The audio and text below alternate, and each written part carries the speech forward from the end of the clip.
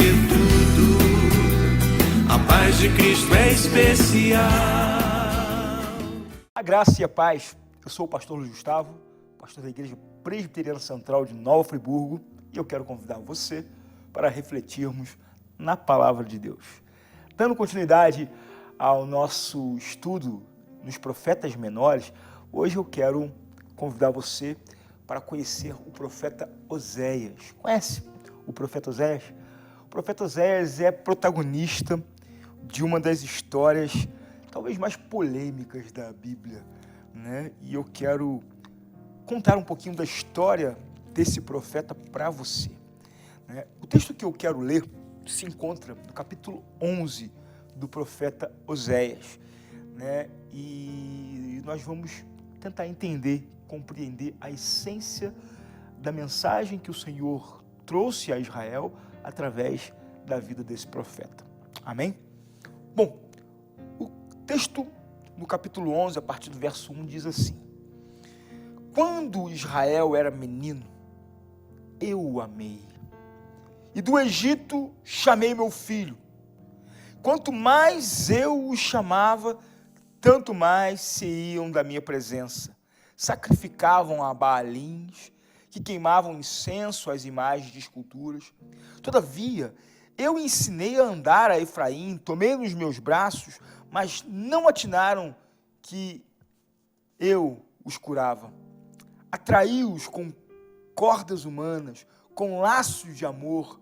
Fui para eles como quem alivia o jugo de sobre as suas queixadas, e me inclinei para lhes dar de comer. Não voltarão para a terra do Egito, mas a Síria será o seu rei, porque recusam converter-se. A espada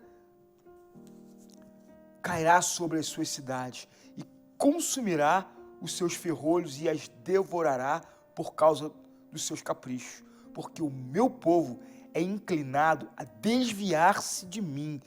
Se é concitado a dirigir-se acima, ninguém o faz. Como te deixaria, ó Efraim? Como te entregaria, ó Israel? Como te faria como a Admá? Como fazer-te Zeboim? Meu coração está comovido dentro de mim. As minhas compaixões a uma se acendem. Não executarei o furor da minha ira. Não tornarei para destruir a Efraim, porque eu sou Deus e não homem, o santo no meio de ti, e não voltarei em minha ira. Andarão após o Senhor, este bramará como leão, e bramando os filhos, tremendo virão do ocidente.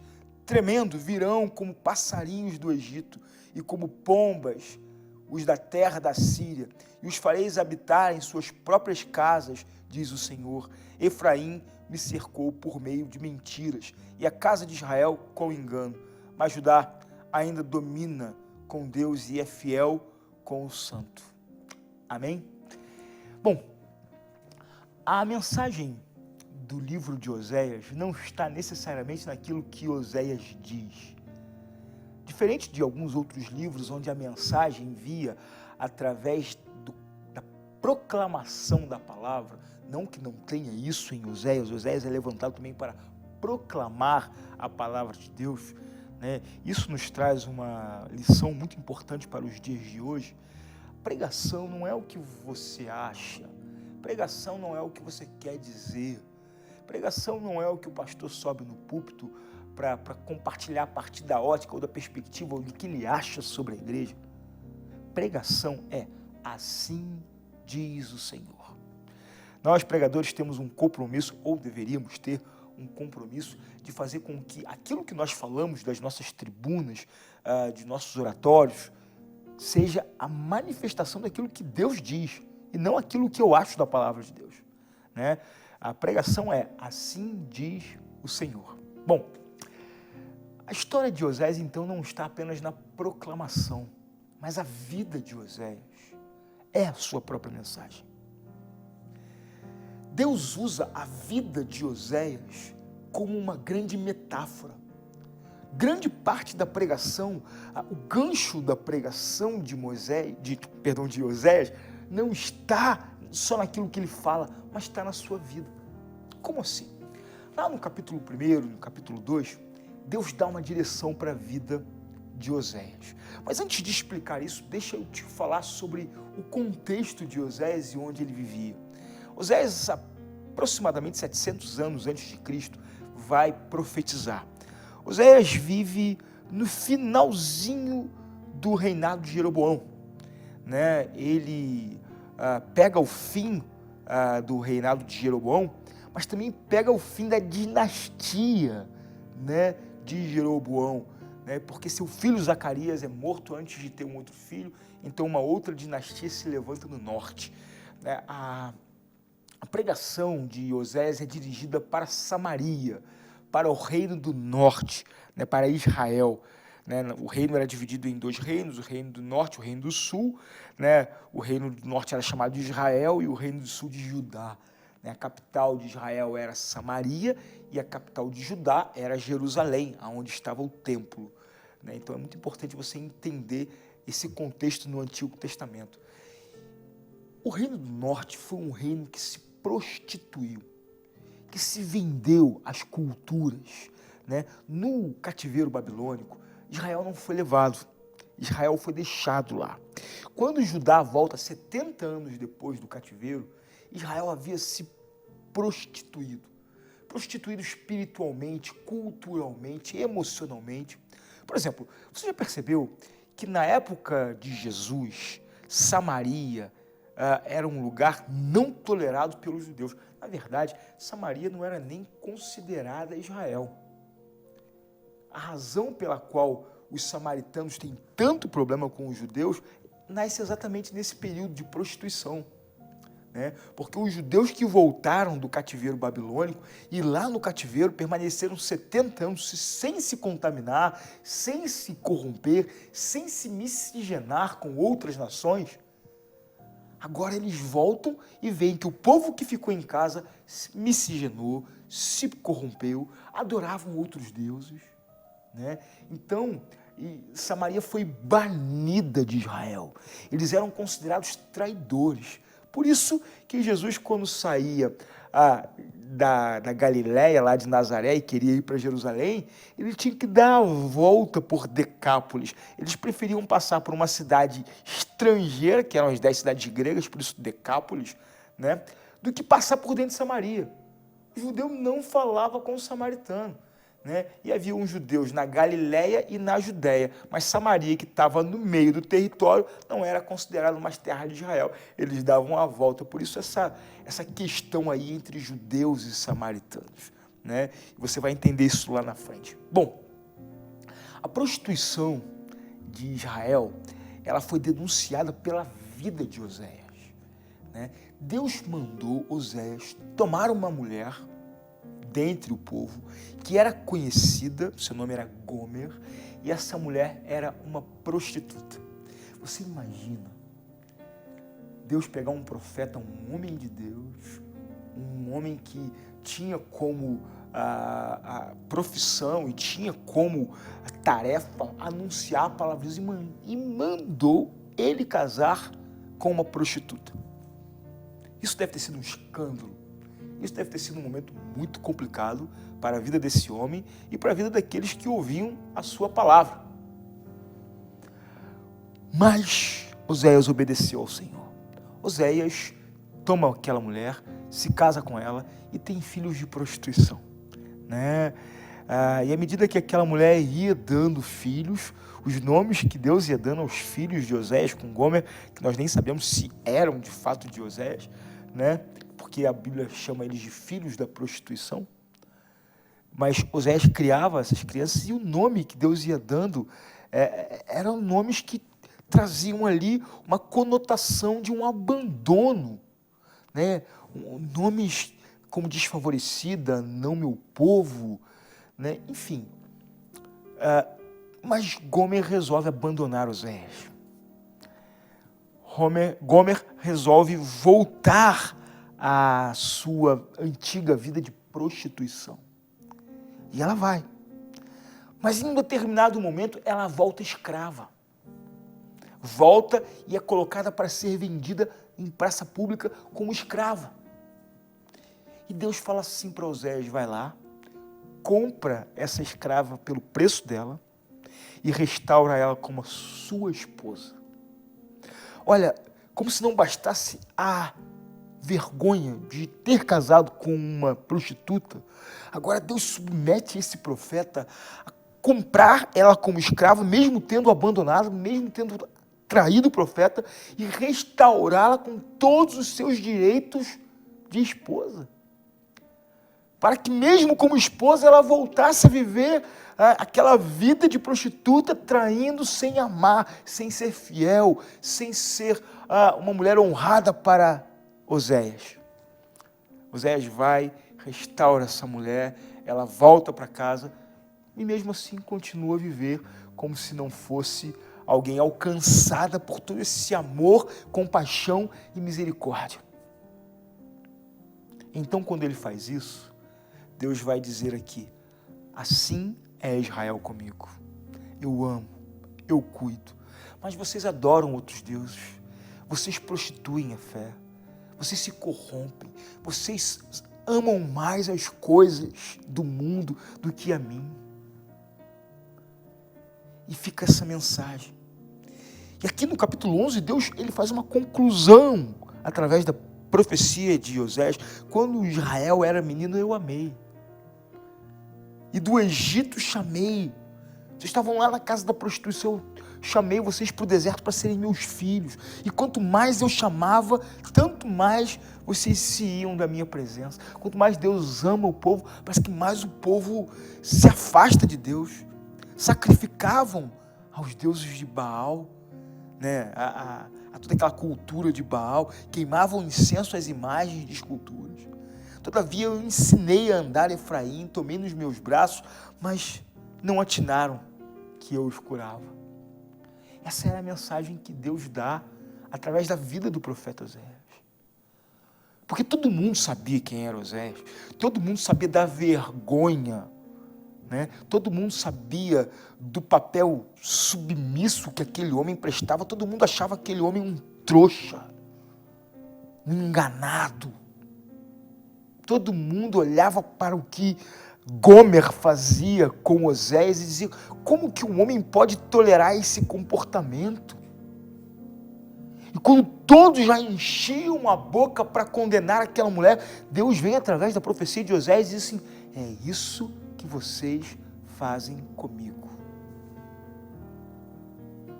A tolerância que Oséias tem com essa mulher é a tolerância que eu tenho com o meu povo. E aí? Pesada essa mensagem, né? E é interessante que a mensagem de Oséias, o contexto de Oséias, é o mesmo contexto. Jesus ele se apresenta no Novo Testamento como noivo, e a igreja como a noiva.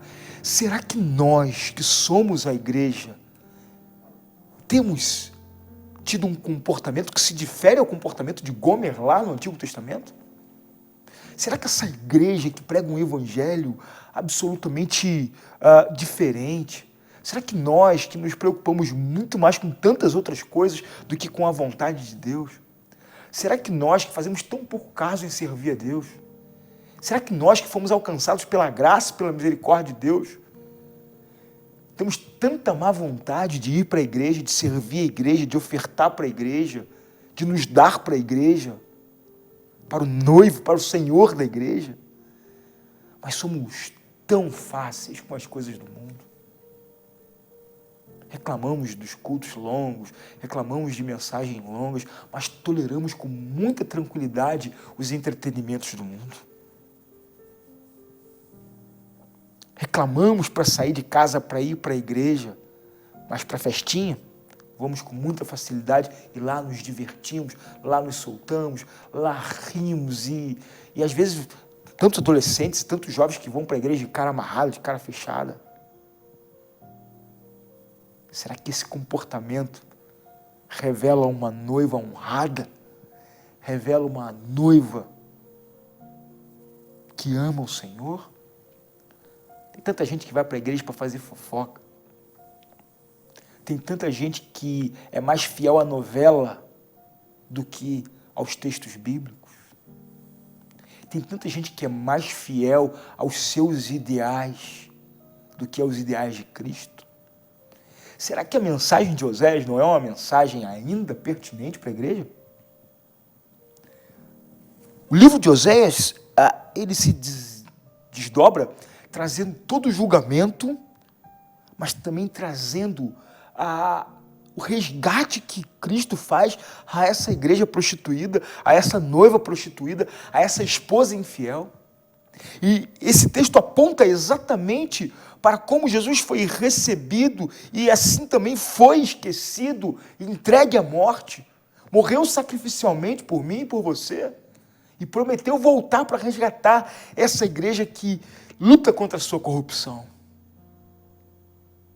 Há uma distinção no capítulo 11, onde o Senhor aqui, no final, ele fala sobre Judá, né? Ele fala que Judá não será esquecida, né?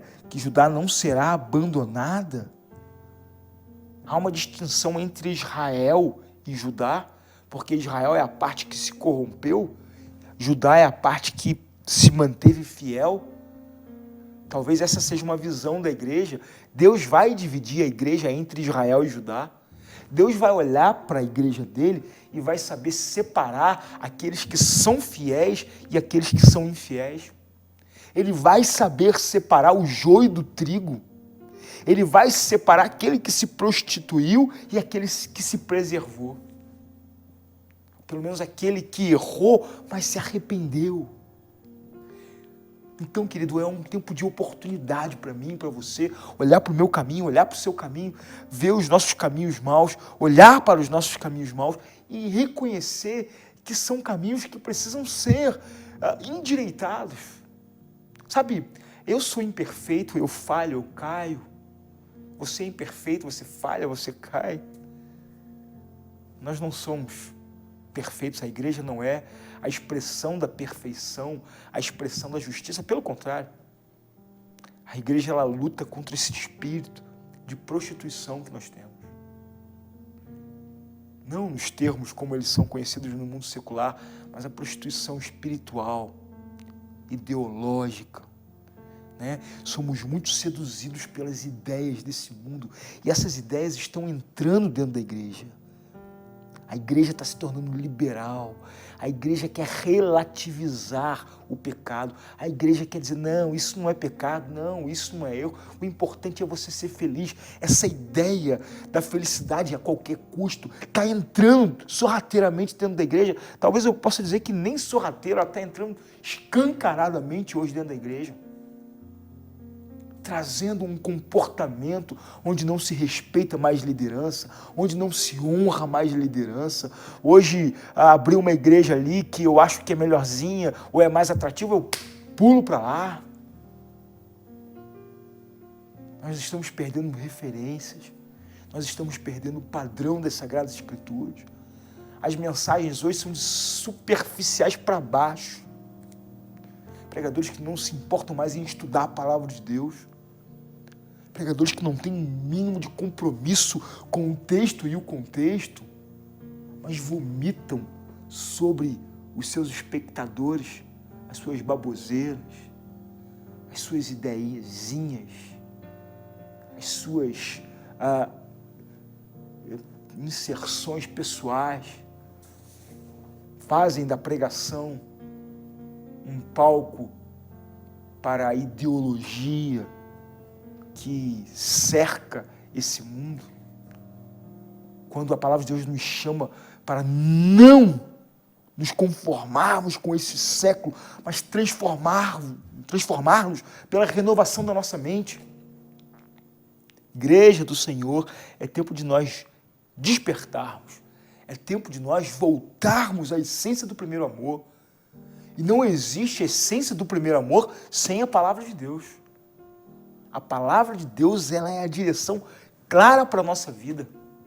E nós precisamos entender isso de uma maneira absoluta, sem relativizar a verdade, sem ajeitar a palavra de Deus para que ela fique à nossa cara. Às vezes nós vemos muito mais das nossas vontades, dos nossos costumes, da nossa cultura, da igreja que eu quero ter. Às vezes eu estranho tanto quando eu vejo algumas pessoas dizendo: agora encontrei a igreja certa. Às vezes quando bate gente lá na igreja dizendo: essa igreja agora sim. Não existe igreja agora. Ninguém vai reinventar a roda. Ninguém vai mudar o evangelho. Talvez você possa se surpreender em chegar na minha igreja por ouvir pela primeira vez o evangelho. Porque tem muita gente pregando ideologia, costume, né? E muita fuleiragem por aí. Mas existem muitas igrejas sérias aqui em Nova Friburgo, pregando o evangelho sério, comprometido com a palavra de Deus. Talvez não façam muito sucesso, porque o que o povo quer é oba-oba. Mas isso não vai te salvar. Isso não vai evitar a sua prostituição. Isso não vai tirar você dessa vida desregrada. Pelo contrário, ela simplesmente vai chancelar e dizer: o importante é você ser feliz. É importante você ser feliz. Mas a verdadeira felicidade, a verdadeira alegria não vem de outra fonte, senão da palavra de Deus.